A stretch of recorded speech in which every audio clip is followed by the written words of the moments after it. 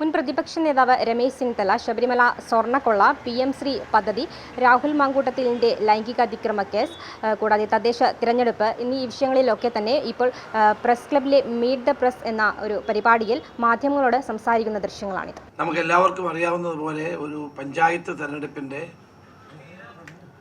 ഏറ്റവും ഒരു അവസാന ഘട്ടത്തിലാണ് നമ്മളെല്ലാവരും നിൽക്കുന്നത്. കേരളത്തിലെ തദ്ദേശ സ്വയംഭരണ സ്ഥാപനങ്ങളിലെ തെരഞ്ഞെടുപ്പിൽ UDFന് മികച്ച വിജയം നേടുമെന്ന ശുഭപ്രതീക്ഷയാണ് ഞങ്ങൾക്കുള്ളത്. കേരളത്തിൽ എല്ലാ ജില്ലകളിലും സഞ്ചരിച്ച ശേഷം ആണ് ഞാൻ തിരുവനന്തപുരത്ത് നിങ്ങളെ സമീപിക്കുന്നത്. UDFന് അനുകൂലമായ ഒരു രാഷ്ട്രീയ തരംഗം രൂപപ്പെടുന്നു എന്ന് വേണം പറയുവാൻ. അതിന്റെ പ്രധാനപ്പെട്ട കാരണം കഴിഞ്ഞ 10 വർഷക്കാലമായി കേരളം ഭരിക്കുന്ന സർക്കാരിനെതിരായിട്ടുള്ള അതിശക്തമായ ജനവികാരം വളരെ പ്രകടമാണ്. വലിയ പ്രതീക്ഷകൾ ഉണർത്തിക്കൊണ്ട് അധികാരത്തിൽ വന്ന ഇടതുമുന്നണി ഗവൺമെന്റ് ആ പ്രതീക്ഷകളെ മുഴുവൻ തകർത്തുകൊണ്ട് ജനദ്രോഹ നടപടികളുമായി മുന്നോട്ട് പോകുന്നതിനുള്ള അമർഷം ജനങ്ങൾക്കുണ്ട്. പ്രത്യേകിച്ചും തദ്ദേശ സ്വയംഭരണ സ്ഥാപനങ്ങളിലെ പ്രവർത്തനങ്ങൾ കഴിഞ്ഞ 10 വർഷക്കാലം തികച്ചും പരിതാപകരമായിരുന്നു. തദ്ദേശ സ്ഥാപനങ്ങൾക്ക് കൊടുക്കേണ്ട ഫണ്ട് കൊടുക്കാതിരിക്കുക, അവരുടെ അധികാരം കവർന്നെടുക്കുക, കൊടുത്ത ഫണ്ടുകൾ പോലും ട്രഷറി ബാൻ കാരണം എടുക്കാൻ കഴിയാതെ വരിക, അങ്ങനെ ഈ സ്ഥാപനങ്ങളെ ശ്വാസം മുട്ടിക്കുന്ന നിലപാടാണ് സംസ്ഥാന ഗവൺമെന്റ് സ്വീകരിച്ചു വന്നത്. പദ്ധതി പ്രവർത്തനങ്ങൾ സമയബന്ധിതമായി പൂർത്തീകരിക്കാനോ സ്ഥായിയായ സാമൂഹ്യ സ്വത്തുക്കൾ പഞ്ചായത്തുകളിലും മുനിസിപ്പാലിറ്റികളിലും കോർപ്പറേഷനുകളിലും ഒക്കെ ഉണ്ടാക്കിയെടുക്കാനോ കഴിയാത്ത ഒരവസ്ഥയായിരുന്നു പഞ്ചായത്തുകൾക്ക് ഉണ്ടായിരുന്നത്. അപ്പോൾ വളരെ ദുർബലമായ നിലയിലേക്ക് കേരളത്തിലെ പഞ്ചായത്തി രാജ് സംവിധാനത്തെ എത്തിക്കുന്ന നിലപാടാണ് 10 വർഷത്തെ ഇടതുമുന്നണി ഭരണം സ്വീകരിച്ചത്. വാസ്തവത്തിൽ ഇന്ത്യയിലെ തന്നെ ഏറ്റവും നല്ല പഞ്ചായത്തി രാജ് സംവിധാനം 3 ടയർ സിസ്റ്റം നിലനിൽക്കുന്ന കേരളത്തിലാണ്. മറ്റ് പല സംസ്ഥാനങ്ങളിലും ഇപ്പോഴും ഭരണഘടനാപരമായി 5 വർഷത്തെ കഴിഞ്ഞാൽ തെരഞ്ഞെടുപ്പ് തുടങ്ങിയിട്ടുള്ള നടപടികളെ പലപ്പോഴും അട്ടിമറിക്കുന്നതായി നമുക്ക് കാണാൻ കഴിയുന്നുണ്ട്. ദൗർഭാഗ്യവശാൽ കേരളത്തിലെ പഞ്ചായത്ത് പ്രവർത്തനത്തെ വലിയ തോതിൽ പ്രതികൂലമായി ബാധിച്ച ഒരവസ്ഥയായിരുന്നു 10 വർഷം. അതുകൊണ്ടാണ് UDFന്റെ മാനിഫെസ്റ്റോയിൽ പ്രത്യേകമായി നമ്മൾ പ്രധാനപ്പെട്ട ചില കാര്യങ്ങൾ പറഞ്ഞു. ഒന്ന്, കേരളത്തെ പൂർണ്ണമായും മാലിന്യമുക്തമാക്കും. മാലിന്യ സംസ്കരിക്കാനുള്ള നടപടികൾ കേരളത്തിൽ തുലവും പരിമിതമാണ് എന്നത് കണ്ടുകൊണ്ടാണ് ഞങ്ങൾ അങ്ങനെ പറഞ്ഞത്. 2, ആശാ വർക്കർമാർക്ക് 2000 രൂപ വെച്ച് അലവൻസ് കൊടുക്കും. 3, അതാണ് ഏറ്റവും പ്രധാനപ്പെട്ടത്, ഇതുവരെ പഞ്ചായത്തുകൾക്കാണ് ഫണ്ട്. ഞങ്ങൾ ഇനിയും കേരളത്തിൽ വാർഡ് തലങ്ങളിൽ ഫണ്ടുകൾ പ്രത്യേകമായി ഇയർമാർക്ക് ചെയ്തുകൊണ്ട് ഉള്ള ഒരു നടപടി സ്വീകരിക്കും. അപ്പോൾ എല്ലാ വാർഡ് മെമ്പർമാർക്കും അവരുടെ വാർഡുകളിൽ പ്രവർത്തിക്കാൻ ആവശ്യമായ ഫണ്ട് പ്രത്യേകമായി അവർക്ക് നൽകാനുള്ള നടപടി സ്വീകരിക്കുകയുണ്ടായി. ചുരുക്കത്തിൽ ഞങ്ങളുടെ മാനിഫെസ്റ്റോ തദ്ദേശ സ്വയംഭരണ സ്ഥാപനങ്ങളെ കൂടുതൽ ശാക്തീകരിക്കാനും ഈ ഗവൺമെന്റ് കവർന്നെടുത്ത അധികാരങ്ങളെല്ലാം തിരിച്ചു കൊടുക്കാനും ലാക്കാക്കിക്കൊണ്ടുള്ള ഒന്നാണ്. ഇന്ന് നമ്മളിവിടെ ഈ കാര്യം ചർച്ച ചെയ്യുമ്പോൾ കേരളത്തിൽ രൂപപ്പെടുന്നത് BJPയും CPMും തമ്മിലുള്ള ഒരു അന്തർധാരയാണ്. ഇന്ന് കേന്ദ്ര വിദ്യാഭ്യാസ മന്ത്രി ധർമ്മേന്ദ്ര പ്രധാന്റെ ഒരു വെളിപ്പെടുത്തൽ ഞങ്ങൾക്കാർക്കും അത്ഭുതകരമായി തോന്നിയില്ല. പക്ഷേ മാധ്യമങ്ങൾ വായിക്കുന്നവർക്ക് അത്ഭുതമുണ്ടായിട്ടുണ്ട്. ഇവിടെ PM ശ്രീ പദ്ധതിയിൽ കേന്ദ്രത്തിനും സംസ്ഥാനത്തിൻ്റെയും ഇടയിലുള്ളൊരു പാലമായിട്ട് CPMന്റെ രാജ്യസഭാ മെമ്പർ ജോൺ ബ്രിട്ടാസ് പ്രവർത്തിച്ചു എന്നാണ് ധർമ്മേന്ദ്ര പ്രധാൻ പറഞ്ഞത്. മാത്രമല്ല സർവസമ്മതിയോടുകൂടിയാണ് ഈ PMC പദ്ധതിയിൽ സ്റ്റേറ്റ് ഗവൺമെൻറ് എഗ്രി ചെയ്തത് എന്ന കാര്യവും അദ്ദേഹം പറയുകയുണ്ടായി. അപ്പം പിണറായി വിജയൻ എന്ന കേരളത്തിൻ്റെ മുഖ്യമന്ത്രിയുടെയും നരേന്ദ്രമോദി എന്ന പ്രധാനമന്ത്രിയും ഇടയ്ക്കുള്ള, അല്ലെങ്കിൽ സംസ്ഥാന ഗവൺമെൻറ്റും കേന്ദ്ര ഗവൺമെൻറ്റിനും ഇടയ്ക്കുള്ളൊരു ദല്ലാളായിട്ടാണ് ജോൺ ബ്രിട്ടാസ് പ്രവർത്തിക്കുന്നതെന്നാണ് മലയാളത്തിൽ അതിൻ്റെ അർത്ഥം. BJP CPM തമ്മിലുള്ള ദല്ലാളായിട്ടാണ് ജോൺ ബ്രിട്ടാസ് MP പ്രവർത്തിക്കുന്നത് എന്ന് വിദ്യാഭ്യാസ മന്ത്രി ധർമ്മേന്ദ്ര പ്രധാൻ്റെ ഈ തുറന്നു പറച്ചിലോടുകൂടി വ്യക്തമായിരിക്കുകയാണ്. അപ്പോൾ ഇങ്ങനെ ഇത് PMC പദ്ധതി മാത്രമല്ല, കരുവന്നൂർ കേസിൻ്റെ കാര്യത്തിലും എക്സാലോജിക്കിൻ്റെ കാര്യത്തിലും ലാവ്ലിൻ കേസിൻ്റെ കാര്യത്തിലും എല്ലാം, അതോടെ സ്വർണ്ണക്കള്ളക്കടത്ത് കേസിലുമൊക്കെ പാലമായും ദല്ലാളായും പ്രവർത്തിച്ചതിൻ്റെ പാരിതോഷികമാണ് ജോൺ ബ്രിട്ടാസിന് പാർട്ടിയിൽ വലിയ എതിർപ്പുണ്ടായിട്ടും രാജ്യസഭാ മെമ്പർ സ്ഥാനം ലഭിച്ചത് എന്നതാണ് അധികാരത്തിൻ്റെ ഇടനാഴികളിലെ പരക്കെയുള്ള സംസാരം. ഇന്ന് കേന്ദ്ര വിദ്യാഭ്യാസ മന്ത്രി തുറന്നു പറഞ്ഞതോടുകൂടിയാണ് ആളുകൾക്ക് കൂടുതൽ കാര്യങ്ങൾ മനസ്സിലായത്.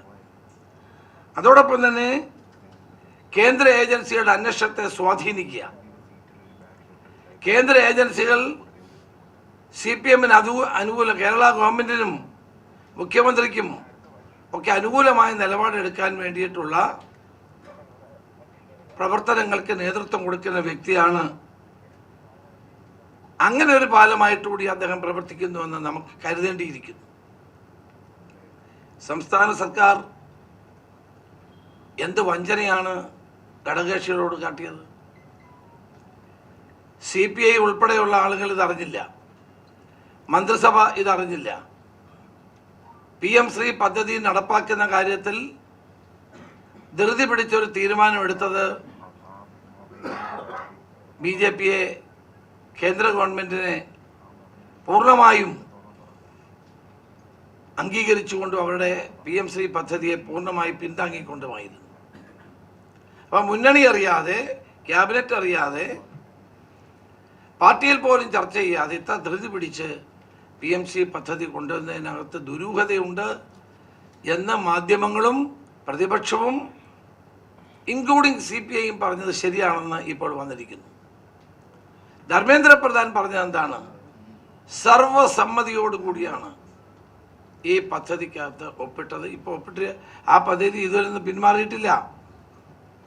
കേരളത്തിലെ സർക്കാർ നടത്തുന്നത് മതേതര കേരളത്തിലെ ജനതയോടുള്ള ഒരു വലിയ വെല്ലുവിളിയാണ്. കേരളത്തിൻ്റെ ഭാവിയെ കരുതി, കേരളത്തിൻ്റെ മതേതര മനസ്സിനെ കരുതി ഇങ്ങനൊരു തീരുമാനം എടുക്കാൻ പാടില്ലായിരുന്നു. പക്ഷേ മറ്റു പല കാര്യങ്ങൾക്കും കേന്ദ്ര ഗവൺമെൻറ്റെയും BJPയുടെയും സഹായം ആവശ്യമുള്ളത് കൊണ്ടാണ് ഇത്തരമൊരു നടപടി അംഗീകരിച്ചത്. അതുകൊണ്ടാണ് പലരും ജയിലിൽ പോകാതിരിക്കുന്നത്. അതുകൊണ്ടാണ് പലരുടെയും കേസുകൾ ആവിയായി പോകുന്നത്. ED അയക്കുന്ന നോട്ടീസുകൾ ആവിയായി പോകുന്നത് എന്തുകൊണ്ടാണ്? സ്വർണ്ണക്കള്ളക്കടത്ത് പോലുള്ള ഏറ്റവും പ്രധാനപ്പെട്ട കേസുകൾ ആവിയായി പോയത് എന്തുകൊണ്ടാണ്? അപ്പോൾ ഇതിൻ്റെ എല്ലാം പിന്നിലുള്ളത് സ്വന്തം തടി രക്ഷിക്കാൻ വേണ്ടിയിട്ടുള്ള നടപടിയാണെന്ന് ഇപ്പോൾ ബോധ്യമായിരിക്കുന്നു. നേരത്തെ ഞാൻ പറഞ്ഞതുപോലെ PMC പദ്ധതി നടപ്പാക്കുന്നതിൻ്റെ പിന്നിൽ, BJPയുടെ അജണ്ട നടപ്പാക്കുന്നതിൻ്റെ പിന്നിൽ എടുത്ത ധൃതി പിടിച്ചുള്ള തീരുമാനം കരുവന്നൂർ കേസും എക്സാലോജിക്കലും സ്വർണ്ണക്കള്ളക്കടത്തും ഉൾപ്പെടെയുള്ള കേസുകളിൽ നിന്നുള്ള അറസ്റ്റ് ഒഴിവാക്കാനുള്ള ബോധപൂർവമായ നീക്കമായി നമുക്ക് വേണം ഇതിനെ കാണുവാൻ. ഇവിടെ കഴിഞ്ഞ 10 വർഷമായി BJPയും CPMും തമ്മിൽ നടക്കുന്ന അന്തർധാരയാണ് ഇതിലൂടെ പുറത്തു വന്നിരിക്കുന്നത്. ഇതിൽ അന്തർധാരയിലെ ഒരു പ്രധാനപ്പെട്ട കണ്ണിയാണ് ജോൺ ബ്രിട്ടാസ് എന്ന് ഇപ്പോൾ കേന്ദ്രമന്ത്രി ധർമ്മേന്ദ്ര പ്രധാൻ തുറന്നു പറഞ്ഞിരിക്കുന്നു. അപ്പോൾ കേരളത്തിലെ മതന്യൂനപക്ഷങ്ങൾക്ക് ഭീഷണിയാകുന്ന, മതേതര മനസ്സിന് ഭീഷണിയാകുന്ന ഇത്തരം നീക്കുപോക്കുകൾ പഞ്ചായത്ത് തിരഞ്ഞെടുപ്പിൽ നമുക്ക് കാണാം. 7000-ഓളം സീറ്റുകളിൽ BJP മത്സരിക്കുന്നില്ല. ആ 7000 സീറ്റുകളിലും കോൺഗ്രസിനെ പരാജയപ്പെടുത്തുക, UDF-നെ പരാജയപ്പെടുത്തുക എന്ന ലക്ഷ്യത്തോടെ പരസ്പരം ബായി കളിക്കുകയാണ് CPM-ഉം BJP. ഇവർ തമ്മിലുള്ള അന്തർധാര വളരെ വ്യക്തമാണ്. ഇപ്പൊ 2 ദേവസ്വം ബോർഡ് പ്രസിഡന്റുമാർ ജയിലിൽ സുഖവാസം നടത്തുകയാണ്. ഏതായാലും ഇനിയും ധാരാളം ആളുകൾ പോകേണ്ടി വരും. അടുത്ത ഊഴം മന്ത്രിമാരിലേക്കാണ്. ഒരു സംശയവും വേണ്ട, കൃത്യമായി അന്വേഷിച്ചാൽ 2 മന്ത്രിമാരെങ്കിലും ജയിലിലേക്ക് പോകേണ്ട സാഹചര്യം ആണ് ഉരുത്തിരിഞ്ഞു വരുന്നത്. ഇപ്പം ജയിലിൽ കിടക്കുന്ന മുൻ ദേവസ്വം ബോർഡ് പ്രസിഡന്റുമാർ തന്നെ പറയുന്നത് ഞങ്ങളുടെ മാത്രം കുറ്റമല്ല, ഞങ്ങൾ മറ്റുള്ളവരും ചേർന്ന് നടപ്പാക്കിയ ഒരു തീരുമാനമാണ്, ഞങ്ങളെ മാത്രം കുറ്റപ്പെടുത്തരുത്, ഞങ്ങളെ മാത്രം ബലിയാടാക്കരുത്. അതിൻ്റെ അർത്ഥം എന്താണ്? ഇതിൻ്റെ പിന്നിൽ ഭരണത്തിലെയും CPM-ൻ്റെയും ഉന്നതന്മാരുടെ കൈകൾ ഉണ്ട് എന്നത് വളരെ വ്യക്തമല്ലേ? എന്നാൽ അന്വേഷണ സംഘത്തിൻ്റെ വ്യാപ്തി വർദ്ധിപ്പിക്കേണ്ടതായിട്ടുണ്ട്. ഇത് വെറുമൊരു സ്വർണ്ണക്കൊള്ളയാൽ മാത്രമല്ല, അന്തർദേശീയ മാർക്കറ്റിൽ ഇതുപോലെയുള്ള ആൻറ്റിക്സ് കച്ചവടം നടത്തുന്നവരും സ്വർണ്ണക്കൊള്ള ഉൾപ്പെടെയുള്ള കൊള്ളകൾ നടത്തുന്നവരും പുരാവസ്തുക്കൾ അറിഞ്ഞും അറിയാതെയും വിൽക്കുന്നവരുമായ ധാരാളം മാഫിയകൾ ഇതിൻ്റെ പിന്നിലുണ്ട്. ഇതുവരെ എടുത്ത എല്ലാ നടപടികളും ജനങ്ങളുടെ മുമ്പിലുണ്ട്. ഇതൊരു വ്യക്തിപരമായ കേസാണ്, ഇതൊരു രാഷ്ട്രീയ കേസൊന്നുമല്ല.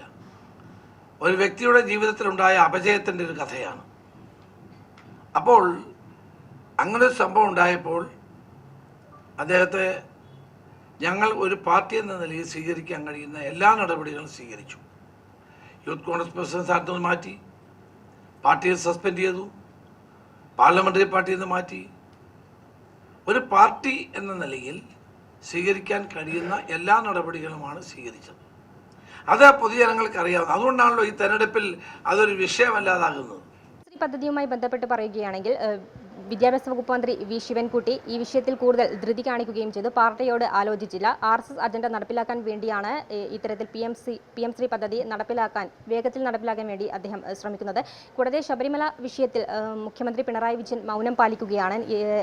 പല നേതാക്കളും CPM-ന്റെ അറസ്റ്റിലായിട്ടുണ്ട്. ഇനി മുൻ മന്ത്രിമാർ, അതായത് ഏത് മന്ത്രിമാർ എന്ന് പേര് വ്യക്തമാക്കുന്നില്ല, ഉടൻ തന്നെ അറസ്റ്റിലാകും. കൂടുതൽ അന്വേഷണം നടക്കുകയാണെങ്കിൽ എന്നാണ് പറഞ്ഞത്. രാഹുൽ മാങ്കൂട്ടത്തിൻ്റെ ലൈംഗികാതിക്രമ കേസിൻ്റെ വിധി വന്നിരിക്കുകയാണ്. അദ്ദേഹം പാർട്ടിയിൽ നിന്ന് പുറത്താകുന്ന നടപടികളിലേക്ക് കടക്കും എന്നുള്ളതാണ് പറഞ്ഞത്. എന്തായാലും ഇപ്പോൾ അദ്ദേഹം പുറത്തായിട്ടുണ്ട്. ക്യാമറമാൻ അനിൽകുമാറിനൊപ്പം അനശ്വര, വിസ്മയ ന്യൂസ്, തിരുവനന്തപുരം.